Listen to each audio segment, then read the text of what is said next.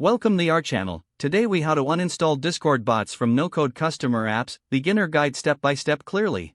To uninstall Discord bots from no-code customer apps, start by logging into your Discord account. Navigate to the server where the bot is currently active. Locate the server settings by clicking on the down arrow next to the server name. In the drop-down menu, select Server Settings. On the left sidebar, click on Integrations. You will see a list of bots that have been added to your server. Find the bot you wish to remove from the list. Click on the bot's name to access its settings. Look for the option that says Remove or Uninstall. Confirm the action when prompted to ensure you want to remove the bot. Next, head over to your chosen no-code app platform used for integration. Log into the no-code platform with your account credentials. Navigate to the section where the Discord bot integrations are listed. Find the specific bot you wish to uninstall from your applications.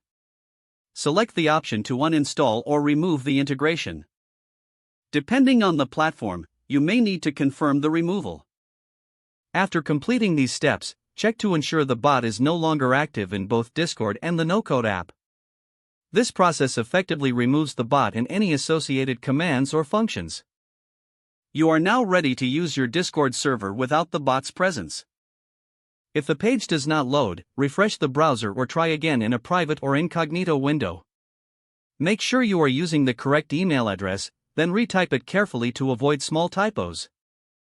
If your password is not accepted, use the reset option and create a new strong password you can remember.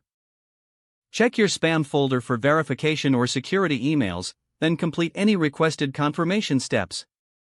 Enable two-factor authentication if available to improve account security and reduce unauthorized access risk. After signing in, review your profile details so your contact information and settings are accurate and current. If you see an error message, note it down and try again after restarting your device and internet connection.